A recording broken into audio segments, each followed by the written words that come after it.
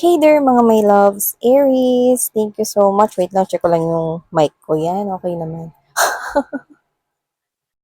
So yan mga babes, no? Sorry for that second commercial. So yun nga mga babes, no? Hi Aries! So how was your day mga babes, no? Let's check out your energies or maaring mga posibleng kaganapan here for you guys. Pero yun nga, no?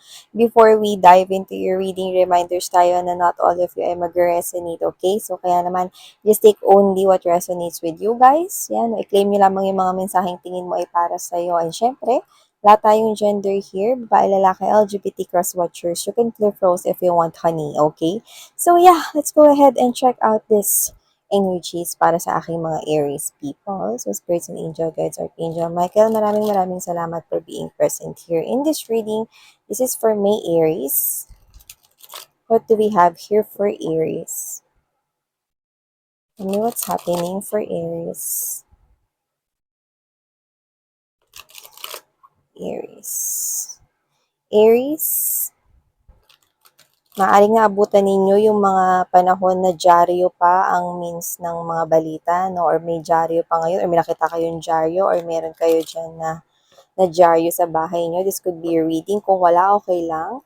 That's very specific. Nakita natin, kaya natin mention. Or maybe meron ditong news na dapat kayong malaman. Yan. Okay. So, yeah. Aries. Aries. Aries. Dito sa may sa'min, may nagtitinda pa niyang dyaryo sa labas. Yes. May dyaryo pa naman mga mahal. Mm. Pero ng mga panahon ng mga ano, talagang mabentang-mabenta yun. No 90s, no, or ano, going pa old days yan. Aries.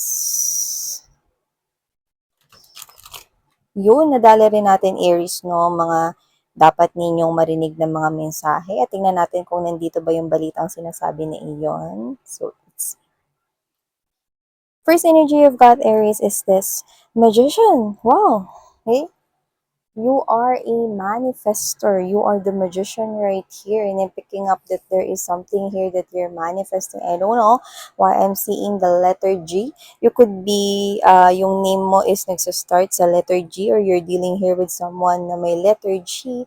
Pero whatever the case may be, kung hindi, it's okay. Very specific kasi yon, no? And just take how this resonates. Yan. Parang clue yun para dun sa mga ibang viewers na nakikinig. Pero in general, meron kayong minamanifest rito, no, mga mahal, no, na you're keeping quiet, you're not telling anybody about this one. Seryoso kayo dito sa minamanifest ninyo.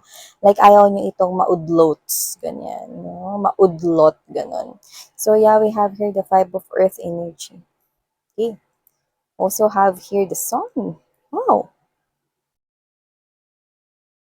I'm seeing mga babes, no, na kung ano man to na mga mangyayari sa inyo rito, nakikita ko rito na ayaw ninyong magpadistorbo at nakikita ko rito na nagiging positibo kayo para sa mga nangyayari. No, yung iba pwedeng may pinagdadaanan ngayon na struggle pagdating sa pinansyal, no? At nakikita ko rito na yung iba, mga babes, no, meron ditong, baka may blinak kayo, Aries, nakikita ko rito na parang nananalangin siya, no, na tanggalin mo yung pag-block mo sa kanya sa social media or sa SIM card mo, yung ganyan. Parang ayaw mo kausap yon, no. So, this person here actually gives me this kind of energy, no, na parang i-allow mo lang daw siya, na parang i-unblock mo yon, yung ginawa mo sa kanya, either sa social media yon or sa buhay mo. Kasi meron siyang gustong sabihin. Yan, no? Gusto niya rito may parating sa'yo. So, yung iba doesn't have to be na sa social media yan. Pwede rin naman na kahit pinupuntahan ka niya, ayaw mo talaga siyang kausapin, hindi mo siya hinaharap. No? So, parang gusto niya is pakinggan mo siya. Yan. Gusto niya na pakinggan mo siya rito, Aries. No? So, let's see. Wow! Wow! So, yung minamanifest ninyo, iba-iba yun, no, na sitwasyon. Pero dito with the Magician, Nine of Earth energy, Three of Earth energy, nakikita ko dito na minamanifest mo rito, no, is yung may kinalaman sa yung money and pentacles, no. You're thinking about money. You're thinking about, no, na mas dapat mong i-prioritize ang yung money this 2024. Okay? So, meron ka ring mga ibang mga plano, no? May mga gusto ka rin rito na mga maisagawa, pero isa talaga sa parang pinagpupukusan mo rito, no, is parang ma-improve yung financial mo. No? Parang ang nakikita ko kasi dito, pag na-improve na yung financial ko, miss yan, marami akong magagawa. Yan, no, na may kinalaman doon. Yung iba kasi ang dami yung plano pagdating sa pera. Parang meron kayong gustong pag-investan. Pwedeng business or pwedeng yan ay legit or legal na pwedeng pag-investan ng money, no? So, meron kayo dito mga plano na I think pera ang pinakakailangan. Yan. So, nakikita ko dito na minamanifest mo yan at nakukuha mo. Actually, may recognition tayo rito natatanaw, no? Oportunidad pagdating sa iyong kaperahan. So, yung iba, no, literal rito na may masusungkit kayong maganda at talaga naman na swak dito sa minamanifest mo pagdating sa pera. Either that is new job. Kung new job yan, no, nakita tayo ng balita, no, na ikaw ay mahahire o matatanggap dyan, yan yung hinihintay mo na, no, yan yung pagkakataon na wini-waitings mo na, no, ng kay tagal. And finally, no, ikaw ay mapupunta na dyan, no, sa trabaho na yan talaga. Yung iba kasi, alam niyo yung example nun, ganito, parang iba-iba na yung pinanggalingan mong trabaho, no? Tapos hindi ka pa ganun qualified or hindi ka pa masyadong mas maraming experience dun sa talagang gusto mong pasukan na trabaho. But now, I'm seeing you, no, na qualified ka na for that, may experience ka na rin, no, and marami ka ritong mga skills, no, na talagang swak ka na dyan. Kaya nakikita ko, no, na pasok ka na talaga sa banga dito. At umpisa na to, no, mahal mo yung trabaho na yan, no, at super nakikita kitang nag-i-enjoy at talagang excited, no, na simulan itong bagong trabaho na ito. Yung iba naman, makakahanap kayo rito ng, ano yun, parang inspirasyon, yan, no, para mas mag-improve or pa-improvein pa ang iyong pera. Yan, no? So, meron kayo rito madidiscover or makikitang inspirasyon. Not literally na tao yan. Sa iba, yes. Pero yung iba, no, nakita ko dito na parang makikita mo yan, no, somewhere. No? Like, kunwari, habang ikaw ay nagsa-cellphone at nagbabrowse ka dyan, meron kang makikita dyan na parang bagay or ano man na parang kumukonek dun sa parang makatutulong sa'yo upang paunlarin yung financial mo. If you know what I mean. Example, kunwari, ang gusto mong business rito, no, is ice cream. Tapos, ikaw ito, no, na paano ba ako magiging patok na patok sa iba? Kailangan yung ice cream ko, marami nagtitinda ng ice cream, kailangan yung ice cream ko may paandar. Yan, no. 'Di ba? So, iba-iba yun. May madidiscover dito na parang ano ba yung meron na dapat kakaiba sa ice cream na ito, no? Tapos may makikita ka no, something to do with online na pwede mong i-apply dun sa ice cream na yun, na parang nag-ilaw yung bulb mo sa bumbunan, no? Tapos nakakita ka ng, uy, pwede kong gamitin yun, ah. Yan. So, nakikita ko yun dito.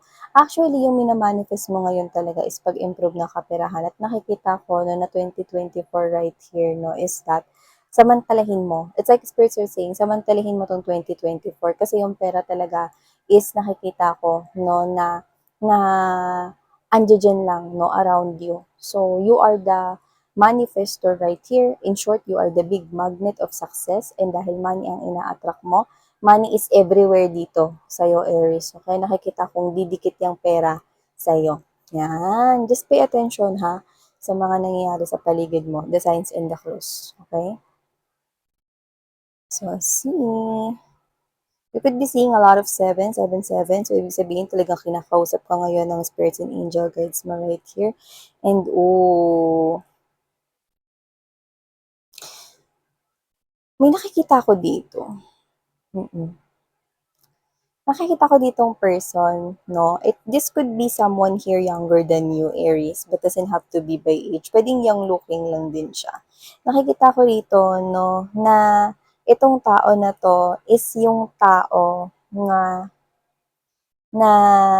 o sige sabihin natin 'no, sabihin na natin na mas young siya sa'yo or younger siya by age sa'yo 'no, pero iba yung binubuga niyang energy. Seryoso siya pagdating sa lahat ng bagay. Hindi yung hindi siya mapapatawa ha, ibig sabihin, pagdating sa relationship, alam niya kung sino lang yung dapat niyang pagbigyan ng atensyon, pagmamahal at effort, oras at effort, 'di ba?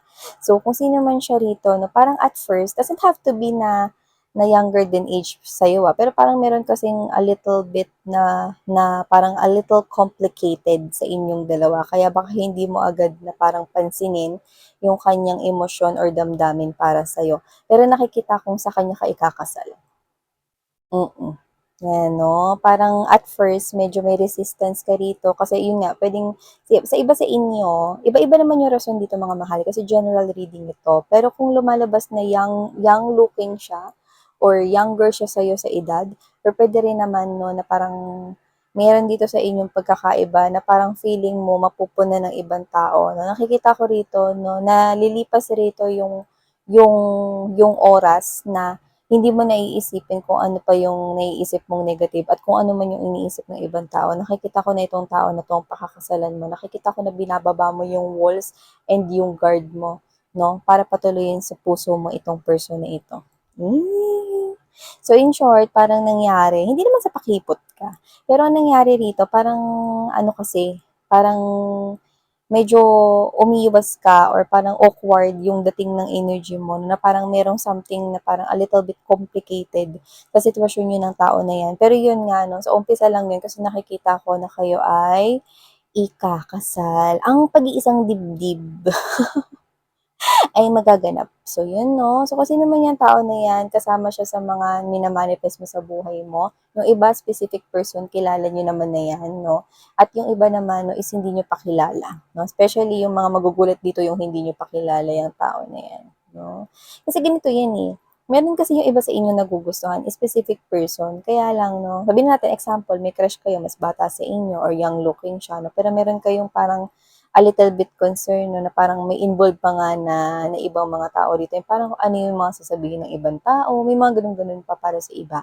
Pero yun nga, nakikita ko rito na parang binababa niyo rin yung guards down niyo rito at nagle-let go kayo at nakikita ko rito na kayong dalawa ay, parang love wins 'no, magtatagumpay itong koneksyon na ito. Yan, bongga. So nakikita ko dito Aries 'no, na kung ano man 'tong paparating sa inyo, malaki ang kinalaman niyo rito, Kasi isa 'to sa mga bagay na hinihiling ninyo. Ganito kasi nangyari dito, eh. Yung iba kasi dito, mga babes 'no, ito yung mga wishes niyo noon na parang may mga plano kayo kung paano niyo yan makukuha or papaano niyo yan maa-achieve. Dito kasi, ang nangyari, makukuha mo 'tong mga wini-wish mo dito pero meron kang iba't ibang mga parang pinagdaanan 'no, na wala sa plano mo pero isa lang yung tinutumbok, nakuha mo mahal. So, ibig sabihin, papunta ka pa rin dun sa wini-wish mo, makukuha at mare-receive mo pa rin yun. Pero yun nga lang, parang ang dami mo ritong pasikot-sikot na pinagdaanan mo bago ka makarating dun to the point na parang inisip mo na baka hindi to para sa akin or baka ibang bagay pala 'to or whatever 'no. Pero nakita ko rito na kung ano man yung mismo na gusto mong mangyari dito sa buhay mo, siya rin pala yung parang, siya rin pala yung pinakadulo, okay nitong bagay 'no, na mga pinagdadaanan mong sitwasyon. Okay, so ibig sabihin mga babes na lahat ng bagay ay may dahilan at pinagdaanan mo yan dahil meron ka diyang natutunan 'no, gift yan from the universe right here. So kung ano man 'tong bagay na, gusto mo, siya ring makukuha mo, yan 'no. At ang ganda 'no, kasi nakikita ko rito yung iba nangangarap rito ng, mga malalaki na mga bagay 'no, in the material world. So kagaya ng pangarap na bahay, pangarap na makabili ng lupa, pangarap na business na maisagawa, pangarap na expansion. Yung iba, hindi ko alam kung ba't ako nakakita na parang meron dito nagtayo ng branch ng business sa ibang bansa. Wow! Congratulations, mahal, no? So, nakikita ko rito na yung mga pangarap mo ay natutupad dahil naniniwala ka. Mm. Alam niyo ba na si Mickey Mouse, mga mahal 'no, si Mickey Mouse, yung gumawa kay Mickey Mouse, nakalimutan ko yung pangalan 'no. So, sa Disney, alam niyo ba na pangarap niya lang dati yun? Gusto niya na makilala si Mickey Mouse 'no. Gano'n din yun kay Doraemon din mga mahal 'no, kung sino yung nagsulat 'no at gumawa kay Doraemon, ang pangarap niya nun is makilala si Doraemon sa buong mundo. Eh, totoo nga, 'di ba? 'Pag binanggit mo yung Doraemon, ano na, alam mo na agad, ay yun, yung ano, cute na ano, stuffed toy na kulay blue na may white, 'di ba? O kaya Mickey Mouse, yung dagayo na ganito, 'di ba? So, wala talaga rito na parang imposible. At binanggit ko yung Disney out of nowhere because the universe and spirits wants you to know ano ba yung meron doon, 'di ba? Magic.